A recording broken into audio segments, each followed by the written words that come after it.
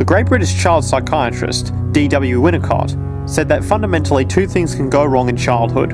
One is when things happen that shouldn't happen, and then things that should happen but don't.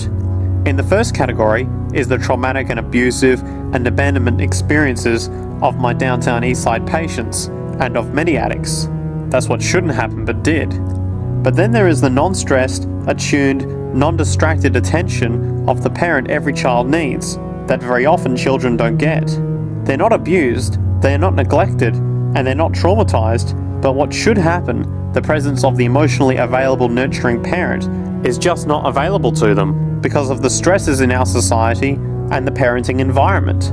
The psychologist Alan Shaw calls that proximal abandonment, when the parent is physically present but emotionally absent. I've spent roughly the last 40 years of my life working with the most violent of people our society produces, murderers, rapists, and so on. In an attempt to understand what causes this violence, I discovered that the most violent of the criminals in our prisons had themselves been victims of a degree of child abuse that was beyond the scale of what I ever thought applying the term child abuse to. I had no idea of the depth of the depravity with which children in our society are all too often treated. The most violent people I saw were themselves the survivors of their own attempted murder, often at the hands of their parents or other people in their social environment, or were the survivors of family members who had been killed, their closest family members, by other people.